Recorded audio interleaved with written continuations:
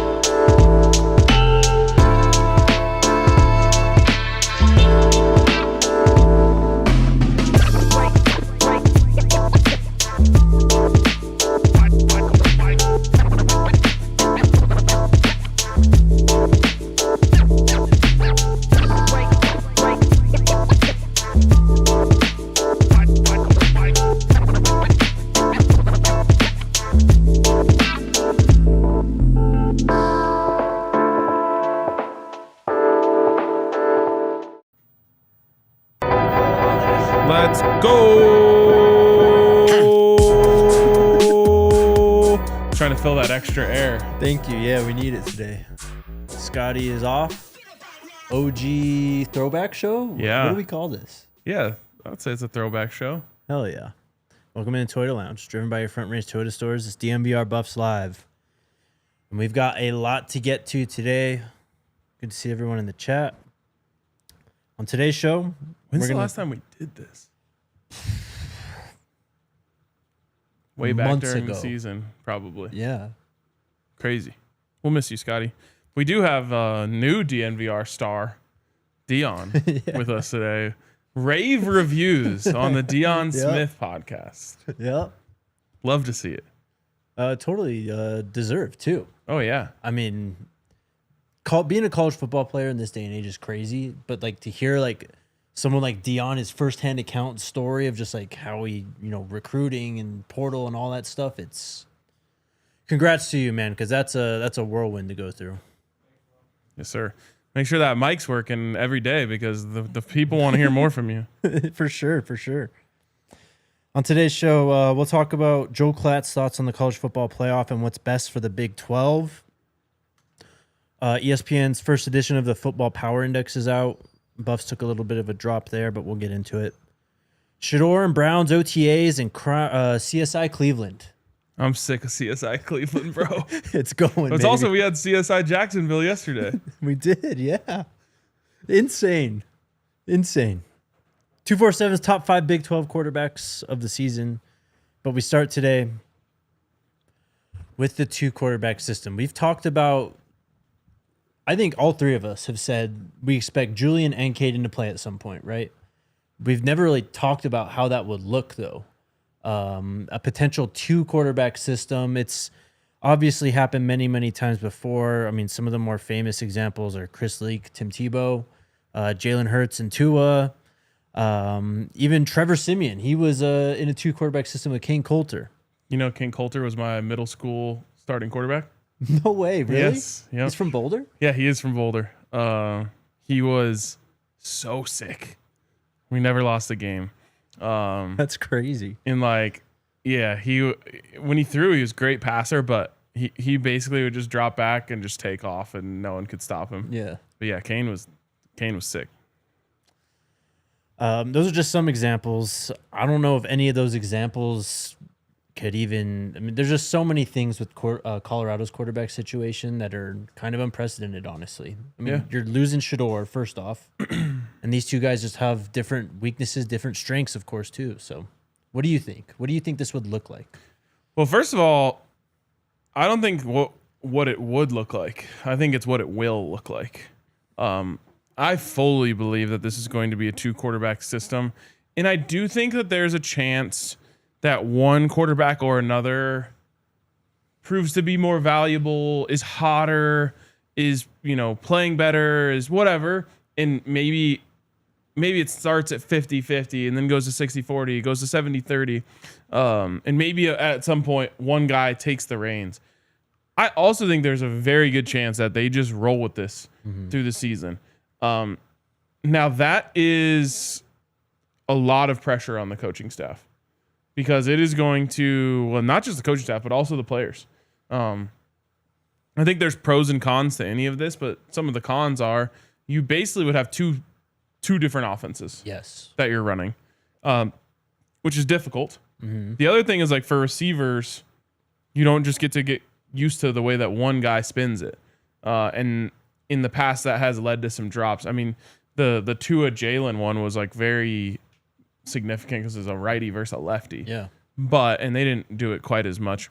But with all of that being said, I think it was who was on the show yesterday that was talking about the 2 quarterback system. It was 247. It was our guy Buddy Boy, and I think his name is Smoke. Yes. Yeah. He was talking about it, and it's just like he's not wrong. Now, I think all of us would love to believe that every player is going to stay. They see the long-term vision, all that. Mm-hmm. But part of coaching in 2025 in college football is making sure valuable assets are happy so that they don't transfer. Yep. Because your most prized recruits are always going to have other options. Mm-hmm. And if they don't play, they're going to have even more options, right? Because they'll have a redshirt year under their belt, things like that. To me, I think that you're going to see a lot of these quarterbacks, especially early.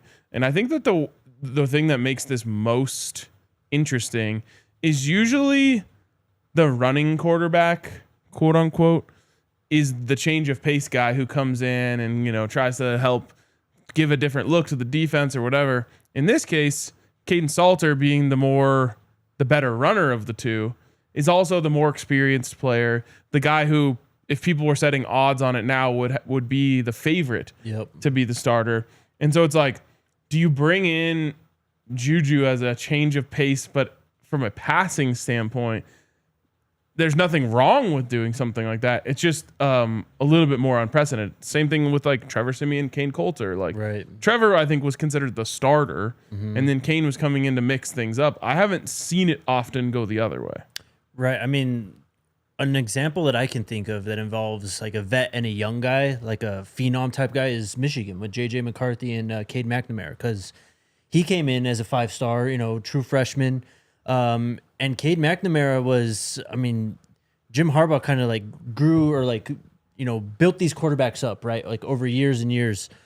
He's done that with multiple guys. He did it in the NFL too, doing it with Herbert now. But they would bring JJ in and he would just but he was like the more athletic one too. So, but he was the younger guy. He had a more live arm. Like he had some crazy highlights of him just like, they're up by 4 touchdowns or whatever late in the game. That's the only one I can think of in terms of like this, I guess, in terms of skill set and like age, like the differences that they have going on here, because it's very clear that Julian is the future. Like it's not even a question. Yep. And part of that's really obvious just because of the way the eligibilities line up, obviously, right? Caden's just got 1 year. Like, this is clearly just his 1 year to get to the NFL.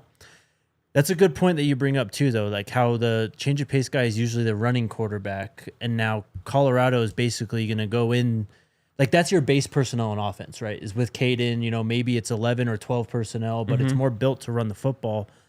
And the thing with Julian too is, we've said that he's got a lot of common traits and similarities to Shedeur, right? I mean, theoretically, you could just go back into the playbook from last year. Go into 10 personnel if you have to, if you want to get Julian on the field for a situation or whatever, just to get him some work. One thing that I don't want to see is I've seen some teams do this, especially with the more traditional way, where they have the running quarterback in there on 1st and 2nd down and they get nothing done. And then 3rd down, they bring out the passer and they're like, hey, it's 3rd and 9, save us. Yeah. That to me never works. As a quarterback in either situation, you have to get a chance to get some sort of rhythm going, and bringing especially with Juju being the younger guy, you definitely can't just bring him in 3rd and long passing situations. The good thing is Kaidon is a good passer. He is. Yes. He certainly has an arm. Accuracy hasn't necessarily been his strength, but he can throw the ball. He can throw the rock. Yeah. And he can get it to places, a lot of times it's like, oh, the running quarterback has a weak arm And so 3rd and 9, you don't trust him to like get it out to the boundary or whatever.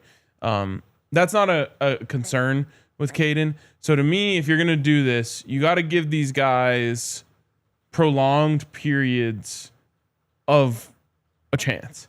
The other thing I don't like is when you bring a guy in, he gets one look, a receiver drops a pass, they go 3 and out, and then it's back to the other guy. Right. You got to, in my opinion, if you're going to do this, you got to give these guys chunks of time to get some sort of rhythm going before you start tinkering with it. Otherwise, if you're just like going drive in, drive out or whatever, I think you end up hurting both players. And let's talk about the elephant in the room. I mean, you mentioned it kind of, you got to play Julian, right? You don't want him to feel like he's not getting any burn and that he's got to leave and go somewhere else. But what the chat's saying too, like, I think both of them came into this situation knowing that, there was probably going to be another guy in the fold, right? Kaidon obviously knew there was probably smoke around Juju when he committed because Juju just committed at that point, and we were already talking about him coming in and starting right away. With Julian, I mean, I don't know, like the guy's like 5 years older than him. Like I don't know how you can be that upset about it if you're in Julian's position. So I think there's an understanding from both of them though that like this is what was gonna always be this year though. I do think Julian needs to play, but I don't think it's like that important. Like if he doesn't play a certain amount of snaps or whatever, he's gone. Like I think there's some nuance that both of them knew they were coming into a situation like this, right? Yeah, I think so too. I think that Juju came here to play football. I agree. And I think that he is not wired to be the type of person who's like, oh yeah, like I'm just gonna ease my way in and come in and kind of get my feet underneath me and go. Like, no, he wants to start, he wants to play, he wants to win immediately. And Kaidon obviously is the same thing. So that's where, I see a lot of people in the comments being like, there's no way that's a 2 quarterback system. 2 quarterback system is a bad look, blah, blah, blah. I disagree. And I'll put it to you this way. Let's just say you're naming the 30 best players on the team. Do both of these quarterbacks land in it? Absolutely. I actually remember, I was thinking about this last night because I was like thinking through the top 10 players on the team. You got to put both in, I think. On pure talent, you have to. Exactly. And so are you actually hurting yourself more by not utilizing both skill sets than you would be going the traditional route? And I think there's a case to be made that if the coaching staff can get it right, it raises Colorado's ceiling. And so to me, that's where I'm at, where it's just like if you're naming the best players on the team, you can pick the number. There's a good chance that both of these quarterbacks are going to be in there, and not giving them the opportunity to showcase what they do well would be hurting yourself. And I think it exacerbates this that both quarterbacks have such different skill sets. Yep. There's people in the chat saying too, like a 2 quarterback system it's just not a good look, and I kind of get that, but like you got to add the context of this situation. I mean, yeah, 1, who cares? 2, like we just said, they're 2 of the best players on the team. I don't think that's really debatable, honestly. It's different in college too. Like in the NFL, sure. Like what the Browns are going through right now, playing 4 of them, like that just screams like we don't really know what we're doing type of thing. But in college, like when you have a guy who's as young as Julian and as experienced as Kaidon, like I don't think the optics really play into that at all. Like it doesn't look bad to me. And oftentimes in the NFL, when it's happening, it's because you don't have anything. Yes, exactly. Quarterback. So you're just experimenting, trying to figure out, trying to see if you throw this at the wall, will it stick? In college, it's a lot more likely, and in this case, it's the truth. You have 2. You really have 2. The old, if you have 2, you have none, doesn't apply to this situation, in my opinion, because you're not playing both quarterbacks because you don't know which one is your guy. Right. You're playing both quarterbacks because they both bring a very unique skill set, and both of them are really good within the confines of their skill set. I guess another good comparison too would be last year with Texas, or the last 2 years with Texas, really, right? Yep. With Arch Manning, who was #1 overall recruit type of thing. Like they got him, I think, enough playing time. And honestly, that playing time really wasn't that much, like in the context of a season. But if that's what it looks like at Colorado, I think there's reason to be excited about seeing both. There's reason to say it could work too. Like, I don't think there should be any freak out over the fact that it's a quote unquote 2-quarterback system. Yeah. So what Texas made it to what they make it to the Final Four?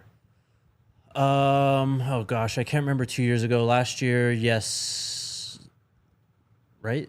Because ASU was on a bye. So they must have played the week before. They beat Clemson, I believe. Yeah. So they made the Final Four. And then they beat ASU. Yep. So was it a bad look for them? I don't think so. I mean, very similar situation, by the way, of senior quarterback. Exactly, yeah. Who's kind of leading the charge, and freshman quarterback, or in this last year's case, redshirt freshman quarterback, who's coming in and, giving a different look to the defense. All right, let's take our first break. And shout out the homies over at Game Time. The finals are coming, man, for NHL and NBA. If they're going on in your city, or if you want to take a trip and maybe witness history, witness a championship, hit up our friends over at Game Time. Use that promo code BUFFS, BUFFS, and you'll get $20 off your first purchase. Not just games, events, concerts, whatever's going on in your city. Check out the Game Time app and use the Game Time Picks feature. It shows you a view right from your seat. No hidden fees too. Everything's up front over on Game Time, so they're not going to surprise you with a last-minute ticket fee or whatever. Take the guesswork out of buying tickets with Game Time. Download the Game Time app, create an account, and use promo code BUFFS, BUFFS, for $20 off your first purchase. Terms apply. Again, create an account. Redeem code BUFFS, BUFFS, for $20 off. Download Game Time today. What time is it? Game time. Let's go. Also, shout out to our friends over at Raising Cane's. I got to say, shout out to the Raising Cane's. I think it's the closest one to here. Up there? Yep, yeah. Over on Colorado. It is such a vibe. It really is. They've got all sorts of vintage Colorado sports gear throughout the restaurant. And then they've got a lovely patio. Now that we're finally into patio season here in Colorado. So I don't know if you guys have checked out the local Raising Cane's by you, but just a great place to just go have a meal. Nice and affordable. Get some delicious chicken fingers. Get some of that sauce that's made in-house every single day.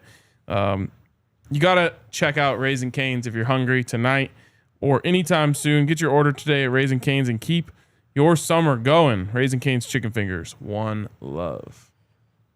I'm sure we'll pick up the 2-quarterback system discussion at some point, but something also with this quarterback room. Well, I want to tie a bow on that. Okay, go ahead.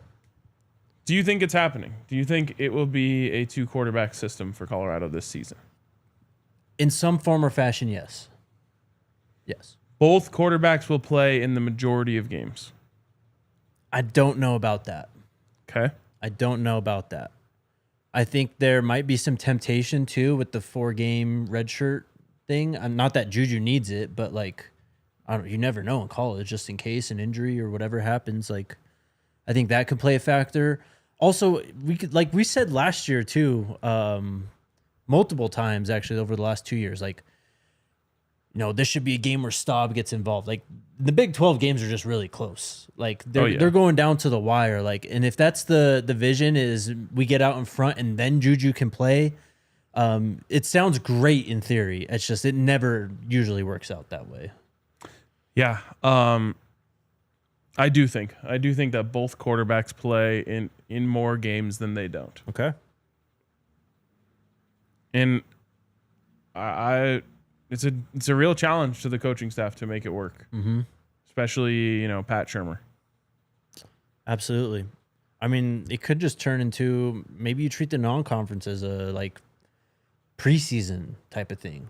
Extend the competition too, because you could get some game reps in there for both of them. I mean, I'm just spitballing. Who knows? But yeah, I mean, you'll definitely hope that you can get some blowouts, that you can get guys in there. You got Delaware and Wyoming being your 2 easiest games. I know that everyone's scared of Delaware, and I'm not saying you shouldn't be, but you should have 2 games on your schedule that are more comfortable. No doubt. 247 also decided to rank the top 5 quarterbacks in this conference. Do you have any predictions on the top 5 before I tell you it? I'll predict that we're not in it. Absolutely right. Number 1, Sam Leavitt. Number 2, Sawyer Robinson at Baylor. Number 3 is Josh Hoover at TCU. He's a gunslinger. And at number 4, they couldn't even pick a number 4. They just had a tie at 4th and 5th for Avery Johnson and Rocco Becht. What?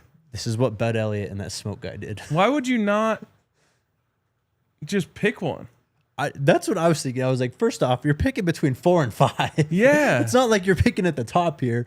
And also, are you really going, man, Avery Johnson and Rocco Becht? I just can't decide, man. Like, what is that? Another thing. What was the top? Oh, Leavitt and Robertson. Yeah. There's no reason one of the quarterbacks that we just said, if not both of them, could be the best quarterback in this conference. Mm-hmm. Absolutely. I mean, you guys talked about it a few weeks ago, but nationally, this quarterback room is being slept on heavily. Yep. But it's because of what I've been saying, that because there's not a guaranteed, solidified starter, people don't know who to go in on. Yeah, it's almost like they're like taking away momentum from each other in a way, at least in a national sense. Yes, it's like when the third party is like taking votes Right. away from. It's kind of what's happening here, in my opinion. Like, if Juju came in and committed, and then they never brought in a high-profile transfer, I think that there would be some national people out there willing to like put their stamp on Juju, Right. and say like, I think that he's the guy. Yep. If Juju was never part of the mix and Colorado said we're going to get our quarterback in the transfer portal, and they got Kaidon Salter, I think that a lot more people would be talking about Kaidon. What people are afraid of is putting their stamp on someone and that guy not even being the starter. Right. If you say that Kaidon Salter is a top 5 quarterback in the Big 12 and he doesn't even start for his own team, that's Sure. a bad look for you. Sure. You know? No, that makes sense. But yeah, it's almost like, I mean, if Kaidon Salter honestly went to like Oklahoma State instead, he'd have more like momentum and praise going for him right now. He's honestly kind of become forgotten in a sense, is what it feels like. Like, people forget, one, how good he was in 2023, and two, he was literally 6 months ago, like the number 1 top 3 rated quarterback in the portal. Like, this is a massive transfer. I completely agree. We'll see obviously what happens as we go into camp, but it's time to start discussing this stuff almost, man. Definitely. All right, let's do CSI Cleveland. Do you have the graphic of the scoreboard, the OTA scoreboard, Dion? Yeah, I do. So it's technically day 2 of OTAs for the Browns? Yeah, that doesn't make sense to me. Neither do I, but this is what open practice number 2, I think, is what it would be. I guess so. That's what the scoreboard says, though. Yeah. I think it's probably day 2 that the media was there. The media definitely was there. I can tell you that. Yes. Go ahead and throw up that scoreboard whenever you have it, Dion. So there it is. I mean, and the one interception for Shedeur, if you've seen it. It's the only way that Shedeur throws interceptions. Ball hit the guy in the hands, and it gets tipped up into the air and picked off by someone across the field almost. Yeah, I feel like, I don't know how many interceptions he threw at Colorado. I'm going to guess like 7 or 8. Yeah, something like that. I feel like at least 5 of them were something similar to that. Especially this year. Yep. I mean, I would say that's another day where you could argue you had the best day. I think it's quite clear, too. He had to throw the day also. If you want to pull up that video, Dion. So Shedeur is still, here's the throw. How many times have we seen this from Shedeur, too? Just right up the seam. Darts only. What a strike. Is so good. Run that back one more time. And the reason we're calling this CSI Cleveland, this segment, is this catch, just like yesterday with Travis, his play, being broken down frame by frame by anyone and everyone who, one, was there or not there. And some people think that the receiver's foot was out of bounds on that play. I've never seen this, dude. It's insane. It's like one of those things that's just like this only happens to people within the Coach Prime world. Yeah. It couldn't be more irrelevant whether or not he got his foot in. Absolutely. Which it seems he didn't. The throw is the throw. Exactly. The throw is unbelievable. Well, and also maybe if they actually put Shedeur with the first teamers for once, they'd have the foot to awareness to keep him in. You're absolutely right, though. It's insane. Yeah. Let me just reiterate. It doesn't matter whether or not he got his foot in because it's OTAs. The point is Shedeur showing the ability to place the ball at an elite level at the next level, which is something that we always believed he could do. But not only is it the placement on that pass, it's the velocity on that pass. Always was underrated when it came to that, man. Yep. So Daniel Oifusi, he covers the Browns for ESPN. He had a few tweets about OTAs today. Shedeur has not really been he's been playing basically with the third team. Haven't really seen him with the first team. He said, Daniel Oifusi, he tweeted out, it was a strong day for Shedeur Sanders, who notably was the only quarterback not to take the reps with the first team offense today. Head coach Kevin Stefanski has downplayed the practice order and first team reps, but we'll see if that changes during mandatory minicamp next week. Tommy Reese, who's the OC, was asked about that today too. He also said not to read into it. Why won't they just put him with the first team though? I don't know, but if it's anything like the Broncos, again, I'm not as locked in on how the Browns do theirs, but like the Broncos have multiple practices in a week. The media only gets to come to one. Right. So it is possible that the Browns are doing some sort of rotation, and that just happened to be the rotation today. I have no idea. That's kind of like the glass half full line of thinking. Regardless, is if Shedeur keeps capitalizing on his opportunities time and time again with whatever team you put him out there, any coaching staff worth their salt would give him higher opportunities to see if he does it at the next level. I agree. Daniel also tweeted out that in 7-on-7, Dylan Gabriel was working with the first team offense at one point, while Shedeur continued to work with the backups and third stringers. What was Gabriel's line today? It was all right. 11 of 20. Yeah. 3 touchdowns, no picks. Yeah, this is gonna be an interesting thing to continue to follow. I will be shocked and disappointed if Shedeur doesn't start getting some better opportunities. Do you think he's being treated fairly in Cleveland right now? I think it's too early to say. Okay. Again, we only know we're so far from the situation that I just don't True. know what's actually going on. I don't have sources in Cleveland that I'm talking to. I'm just going off of what I see on Twitter. Yep. And so I don't know if I have enough information to say one way or the other. That's a good answer. It's the right answer, honestly.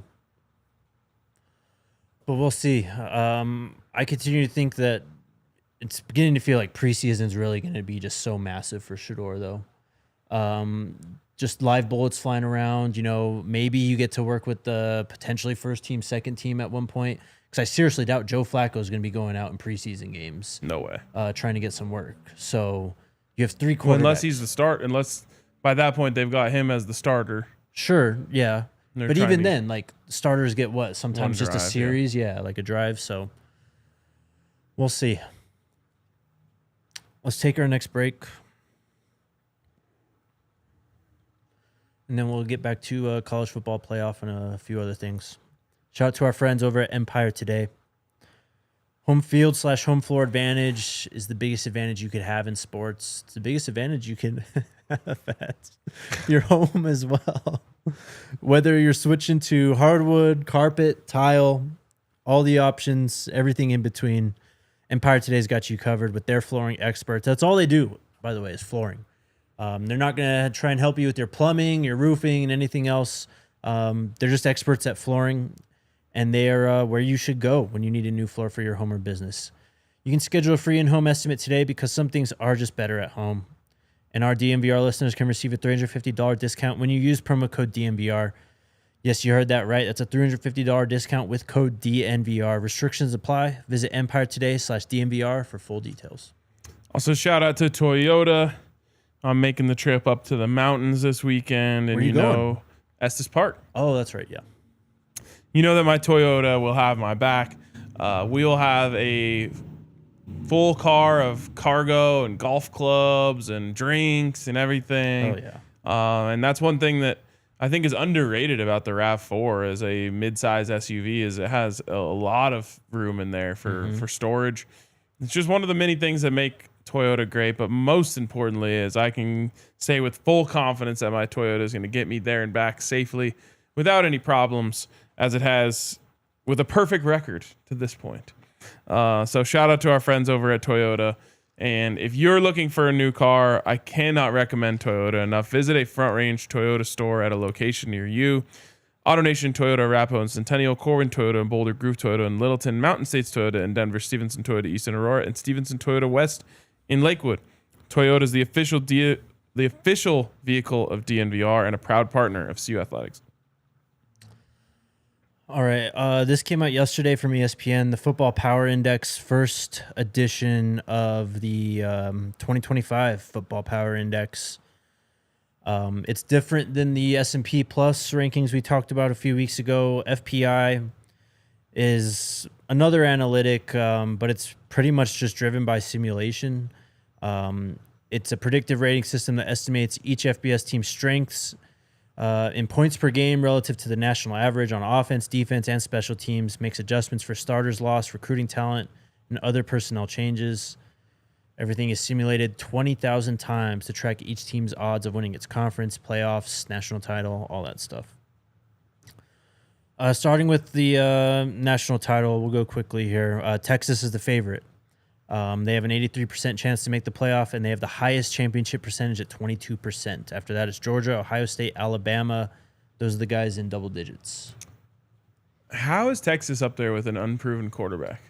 Bro, I'm telling you, Texas is going to be really good this year. That doesn't answer my question.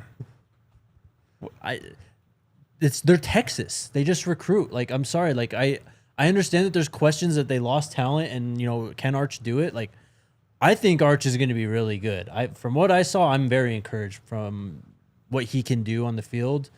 And I just know that they're going to reload at a lot of these positions too. Like, okay. I'm just not worried about that. I mean, from like an analytics standpoint, I'm curious as to how they're valuing Arch. Yeah, it's tough to say. I'd imagine it's a wide range though. I mean, maybe not. If they're 22%, that's a solid 5% above everyone else. So, all right.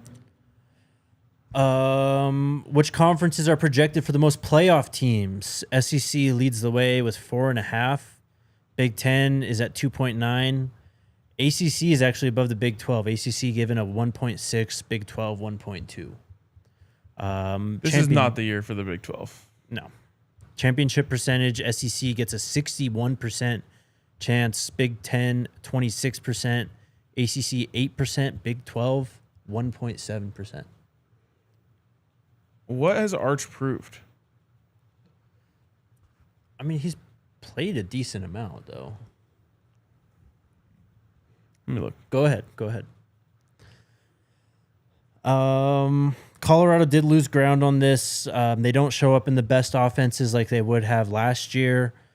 And apparently the work done on defense by Coach Livingston did not make much of an impact. It probably has to do with lost players as well. They are not in one of the best defenses categories.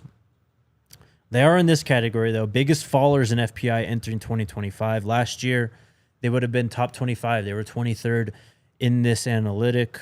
They're 48 now, so it's a loss, but I don't think it's anything significant to freak out about. Did you learn anything? Really played in 3 games. Yeah. One of them was against an SEC opponent. Mm-hmm. It was a blowout, and he played great in that game. 26 of 31. The other game, ULM, 15 of 29. Don't love that. 2 touchdowns, 2 interceptions. And then the other one, I guess this one really was mop-up duty as well. He came in late against UTSA, 9 of 12, 4 touchdowns, which is pretty crazy. Yeah. But that was a 56-7 blowout. He threw a couple passes against CSU and a 52-0 blowout. But I think just two of those were starts. Yeah. Well, Quinn got hurt at one point middle of the year, I think, and that's when he started. Yeah, so it looks like the 2 games that he started were ULM and Mississippi State. Okay. And in those games, 4 touchdowns, 2 interceptions. I would say around, I'm just guessing, around a little over 60% completion percentage. I would say that's largely unproven. I mean, sure. It's just you could see the flashes too when he played. I'm just gonna bet on the number 1 overall recruit, former number 1 overall recruit. All right. Let's see. So even with all these rankings, ESPN did, which team is undervalued, which team is overvalued. Colorado not mentioned once. Like real quick, Cam said he did well against Georgia. Mm-hmm. He's 3 for 6 for 19 yards. I mean, that's just not enough, honestly. Yeah, I don't think he didn't do anything. And then in the run game, in the SEC championship, he didn't throw a pass. He had 1 carry for 5 yards. Anyways, we can move on for March. That's it from FPI though too. It's the question of the season, honestly. What is Arch? It for sure is. And I don't want to be labeled as like an Arch hater. Sure. I just feel like we've gone crazy with basically just crowning him before he's ever done anything. Yeah, I mean, I totally get that. I think it's a lot of the name that has him, in a lot of these first overall talks for next year and all that. But he's also the number 1 overall recruit when he was. You think that he was deservedly the number 1 overall recruit? I think so. Okay. An interesting comp I've heard for him recently, Trevor Lawrence. That would be, I mean, I can see it physically. In terms of the athleticism, and yeah, for sure. I don't think he's quite as tall. I don't think quite as tall, but like deceptive speed for sure. Yeah, big arm. Yep. All that stuff. That would, like, I just want to see it. No, I totally get it, man. Totally. CFP. So last time we talked about the CFP, the commissioner, Big 12 commissioner Brett Yormark, said that he wanted a 5+11 because he wanted it to be settled on the field. So basically, he just wants the 16 best teams. You get an AQ if you win your conference, the Power 4, and then the top-ranked G5. The other 11 are all at-larges, right? Yep. The correct way. Joel Klatt, though, says the 5+11 college football playoff format makes me want to throw up. Why? I low-key kind of agree. I've kind of said some of this. I think that this is off. This is what Joel Klatt said. You were pro 5'11". No, I know, but there's another aspect of something I brought up that we'll get into it. Just let me get through this. Joel Klatt said, I think that this is awful for college football on so many different levels. Make it make sense. How can you earn it on the field when you're trying to put basically the entire playoff in the boardroom of the college football playoff committee? Because actually what that 5 and 11 model does is hurt the sport. It does not make the sport better. It certainly hurts the Big 12. There's no doubt about it. But because it hurts the Big 12, it also hurts the sport. Because what would be good for college football is if we continue to have more conferences that were relevant, and if we don't, then we'll basically get 3 things. 1, the entire sport is going to be in the boardroom. It's going to be committee driven. What fan is desperate to have the college football playoff committee run the sport? And I 100% agree on that. Yeah. So you're saying what then? So the 5+11 puts a lot of power into the committee's hands. A lot of power. Mm-hmm. And there's a lot of, this is the debate. This is what I was saying a while back when I was like, I'm not all the way there yet where it's like we should go back to the BCS, but like I totally understand what people are saying when they say that now. I do think there needs to be some context when it comes to, again, like head-to-head matchups, common opponents, strength of schedule, all that. Like if you just run all that through a computer and all, that's what the BCS is, and you're just going to inevitably get people mad because it does lack a lot of that context, the human element, right? Mm-hmm. But you do get a lot more consistency with a rating system like that. The fact that it just is what it is. There's no personal biases involved in terms of brand name. It's a lot more resume driven, it feels like, when it comes down to something like that, as opposed to the committee sitting in a room going, well, we just don't think SMU is good enough because they haven't been here before, type of stuff. Yeah, but my problem with it is the other option is more automatic qualifiers for the Big Ten and SEC. Sure. And I've said this before, but I think that it's understandable for the SEC to feel like they deserve more teams in. And if there's any conference that's going to be hurt by their own strength of schedule, it's the SEC. True. I don't believe the Big Ten deserves to be in that conversation. Mm-hmm. The Big Ten is very top heavy. Always top heavy. It's got, you're going to have Michigan and Ohio State. Oregon. Yeah, Oregon maybe in the mix. Penn State is going to have their years where they're really good. But they don't have to go through the weekly test, sure, in my opinion, that you have to in the SEC. And so I think it would be very silly to give them the same amount of auto qualifiers as anyone else. And to me, or as the SEC, this is why you have to use the human element, because every season of college football exists in a vacuum. It does, yes. It's ever changing. You cannot say with confidence that the Big Ten and SEC are always going to be the two best conferences. Mm-hmm. You can say it pretty confidently about the SEC, but there are going to be years where there might be 4 really deserving Big 12 teams, 4 really deserving ACC teams, and only 2 really deserving Big 10 teams. Mm-hmm. And so to me, putting something like this in stone and etching it in there and just saying, they always get 4, they always get 4, they always get 2, they always get 2, is going to result in some really bad teams being in and some really good teams getting snubbed. And I mean, you're right. Like, that's what I think my real conclusion with this, though, is like it's a happy marriage of both is the best, I think, for the fans and for college football in general. Because, again, you do need a lot of that context, I think, the human element. It would be nice to just have some more guidelines, though, from like a, I guess, BCS analytical perspective. Just like, I don't even know what ranking you'd throw out. I mean, strength of schedule is the obvious one, I guess. But like, I'm sure you could factor in some more like efficiency ratings, like, what team is getting luckier in terms of turnovers, like that type of stuff. Like, that would be to have that data, and if it's coming from a computer and a ranking system, I think that could just add more context. But you do need the human element to make some of those decisions for sure. Yeah, I do think that there probably is a perfect marriage somewhere in there. I don't know if I trust the powers that be to figure it out. And it comes back to the age-old thing that college football needs a commissioner. Yes, 100%. It needs someone.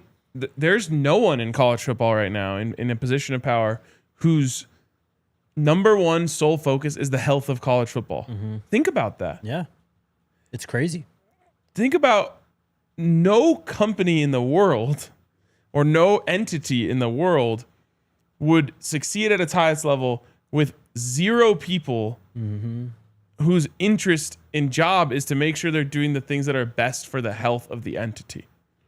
Every single person who's involved in the decision-making of college football has a bias that they're trying to serve. Sure. And because of that, it makes all of this so messy, and it makes it so we won't reach the happy marriage. We'll just reach whatever makes the most money. I mean, you're right. It's unfortunate. And until we get someone who's actually going to spearhead and look out for, honestly, the fans, look out for the game. Like, Yeah, it's crazy times. Joel Klatt, though, he also said something else on, he criticized the 5+11 format, and so he threw out a format that he thinks would work and would benefit the Big 12. And I honestly haven't really seen this format thrown out. What he wants to do, to go back to what we were just talking about in that last article, basically to look out for the entire sport, all the conferences, not just the SEC and the Big 12. Joel Klatt threw out what he's calling a 2.5 model. So what that would be is it'd be 4, 4, 2.5, 2.5. And here he goes, how he explains it. How do you do 2.5? That sounds crazy. Well, you actually do it quite easily by pitting, let's just say, the 4th or 5th place team in each of the ACC and the Big 12 against each other. Maybe your playing weekend is just against each other, and you're going to have 5 spots total, and 3 of them are going to go to the ACC and 2 of them to the Big 12. Or on any given year, depending on how those matchups go on the field, you would get 2 or 3. So basically 2.5 is like a placeholder, like 1 year, it's just dependent on who's the stronger conference. That would, as he just mentioned here, though, add additional games that are really kind of meaningless and just extra with the 4th versus 5 or whatever in both conferences. But it's a fresh idea. I haven't seen this really mentioned before. It's better than, I think, just giving the SEC 4 and the Big 12 4 and everything else 1 or 2. Yeah, I'm back. I'm fully off of auto qualifiers. The only way you should auto qualify is if you hung a banner. I agree. I cannot get past the 4th place team in the Big 10 who has done nothing to earn anything. Mm-hmm. Getting an auto spot in the college football playoff, that makes me sick to think about. Yeah, no, it's... I don't know what the solution is. I really don't. Like, I totally get why the SEC and the Big Ten are doing it, because they're going to do what's best for them. They want to. But. And imagine that one year there's like a 5-way tie for 4th place in the Big Ten. And some silly tiebreakers decides who gets to go to the college football playoff. Yeah, 7-6 Maryland team or something. Dude, yeah. Gives me chills. Not okay. You have to win something to automatically qualify for the college football playoff. All of that to say that Greg Sankey spoke a few days ago, and he said the outer boundary, basically when we should get a decision on the 26 playoffs end of season. He said November 30th, December 1st of this year for the 26 playoffs. So we're not getting an answer anytime soon. Okay. But there's a lot being thrown around right now. Yeah, and no one with college football's best interests in mind. Maybe Joel Klatt. Even though I disagree with his take, I think his intent is pure. I agree too. And you can say he's got a bias. He's obviously looking out for the Big 12 and Colorado, and sure, whatever. But no one else is like actually exploring other true systems besides the Big 10, the SEC, and we need to see Yormark kind of step up here, I think, too. He just said, 5+11 looks great, settle it on the field, which I understand to a certain degree, but someone needs to tell him, like, you kind of need to look out for the Big 12 a little bit more, I think. Yeah, be a little louder. Yeah. So we'll see when it all goes down. It's just college football is too ever-changing and too cyclical to lock in certain conferences with multiple auto bids. Yep. Put Chris Fowler in charge of college football, Dave says. Sure. Yeah. I'll take Pat McAfee. Absolutely. Yeah. Give me Brandon Walker. I don't care. Sure. I really don't. That's all I really got today. Did you watch Well Off yesterday? No. The boys are back out. I didn't know there was a fresh drop. Yep, boys are back out working out. Big stairs day. I mean, they're in the dog days right now. They're working out, a lot of cardio, trying to just get into shape at this point, basically. It's exciting. It is. We saw a lot of new faces. Sincere Brown, Terrence Love, Reggie Hughes was in it a lot. Jack Hystera was in it yesterday. A lot of guys, tons of them. Hell yeah. But Noah King was hanging out in there. But yeah, Coach Swayze is he's a highly respected man. Honestly, I don't know how you could not listen to him when you know the type of people that have his back. For real. But yeah, the boys are back. Love to see it. Hit that like button, by the way. Yeah, hit the like button, subscribe to the channel, and drop a question. We've got a decent amount of time. We're going to get to the chat right now. What's up, Joey? He asked, surprised at the CU projection on ESPN about finishing towards bottom of the Big 12, plus minus 6 wins, now the number in Vegas. Let me see what the number is in Vegas. If it's 6, isn't that a bit of a... Wasn't it 5.5 before? No, I think it was 6.5. Oh, okay. So it went down then. Yeah, man. What we just talked about in the first segment. First off, the quarterback room is just being slept on nationally.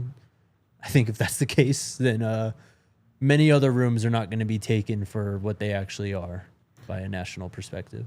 I mean, it's always been so clear that no one pays attention to what's going on in Colorado until they have no other choice but to. Yeah.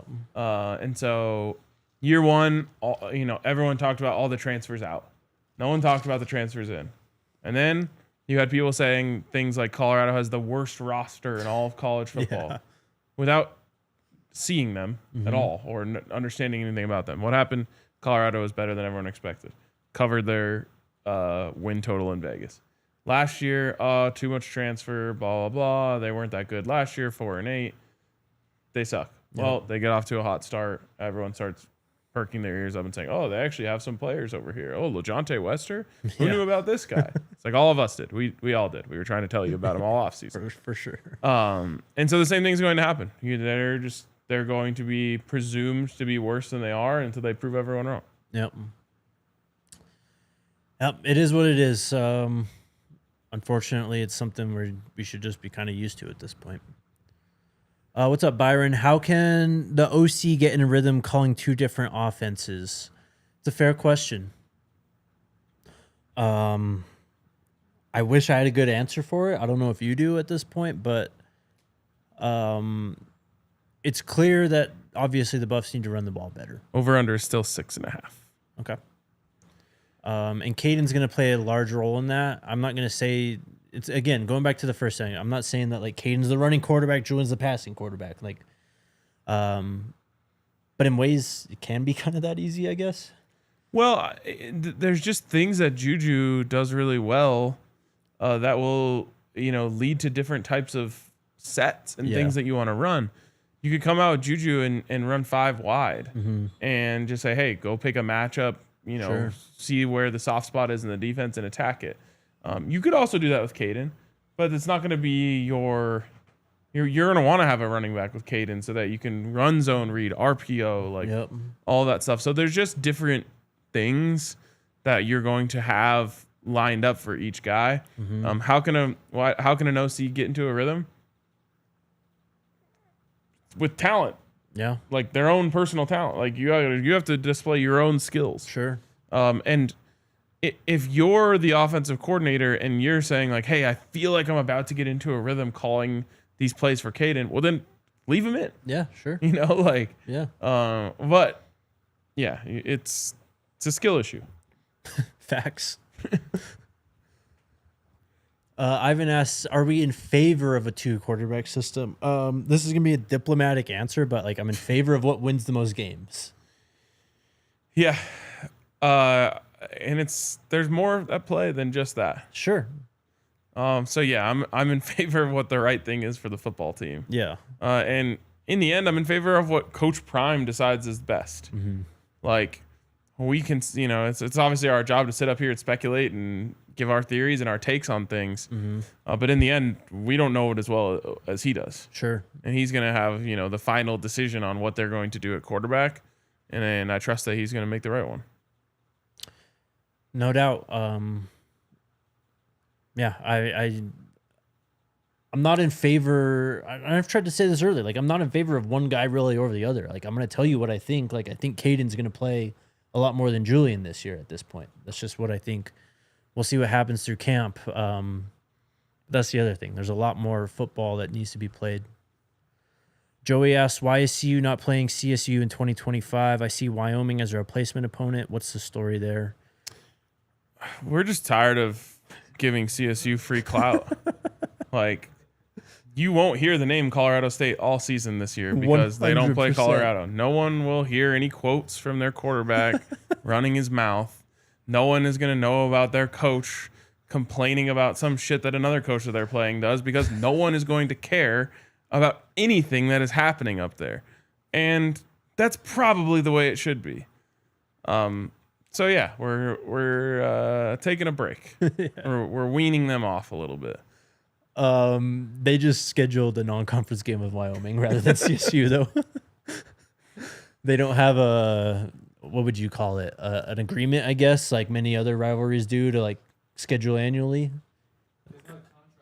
Yeah. Yeah, it's a contract. I mean, they don't even have one in Nebraska, so. Yeah. Joey again, the state of Colorado deserves a CU/Air Force game and or a CU/CSU game every year. CSU ruined that though by leaving the Mountain West, right? I don't know, but I don't agree with this. And Explain. I never, ever, ever, ever, ever want to play Air Force.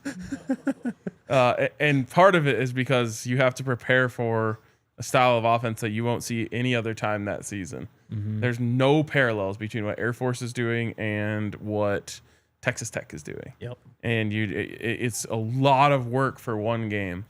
But I just, yeah, I don't know. I don't see it that way. And by the way, I think in the CU fan base, I'm actually on the high side of people who like watching CU-CSU play. Mm-hmm. Like, I get a real kick out of that game, as most people who follow me on social media know. Most CU fans don't see it that way. Yeah. And Rick George has told me it's one of the number one things he hears. First, it was that everyone hated the game in Denver. I kind of liked the game in Denver. Uh-huh. But most CU fans don't. They would obviously rather have a game in Folsom, which who could blame them? And then, you know, a lot of people feel like the CU-CSU game is a lose-lose for Colorado. It is. It really is. Or at least a neutral or lose. It's just so hard for CU to come out of that looking better than they did going into the game. Yeah. And, you know, you're going to play you're going to play Wyoming this year. Wyoming wants to beat you really bad. Mm-hmm. But it's different. They're not going to at all costs like CSU would. Yes. Yeah. And their fans aren't going to like put all of their energy into this one game. Right. Yep. Big time super chat from Clay says, I'm sick of the Browns organization acting like they're the damn Eagles or Chiefs. When it comes to the quarterbacks, they are trash. Just name Shedeur the starter. It's not close. He should be number one. Hell, name Scotty Deep Pockets number two. He's better than Pickett and Dillon. Okay, I'm done. LOL, Skull Buffs. Appreciate you, Clay. Thank you, man. I don't think they're acting like they're the Eagles or Chiefs. I think that they have no idea what they're doing. That's what it looks like. Yeah. That's really what it looks like. Yeah. It's almost like they don't know like how good of a player they have on their hands, and they're like, "Wait, what are we supposed to do with this?" Like, I also do have a feeling in my gut that they're trying to like play this like earn it game with Shedeur. Yeah. And you know, the word that gets thrown around a lot is like humbling. Mm-hmm. Like they're trying to humble Shedeur, which I obviously don't agree with, and I don't think it's something that he even needed. Mm-hmm. But that's just the gut feeling I have about what's going on. That's what it feels like. It feels like they're trying to send a it feels like the NFL's been trying to send a message to Shedeur and Coach Prime and the Sanders name for multiple months now. Yep. Thank you for the super chat though, Clay. Thank you, Shay. Yeah, go check out yesterday's show if you haven't. We had producer Dion on the show, former Buff, former BYU running back, and it was just an awesome conversation. Great show. Go check it out. Hell yeah. We're going to head out. You're done for the week? Yeah. Okay. Yep. Tomorrow will be a 2-man game, Scotty and I, and then Unc will be here on Friday.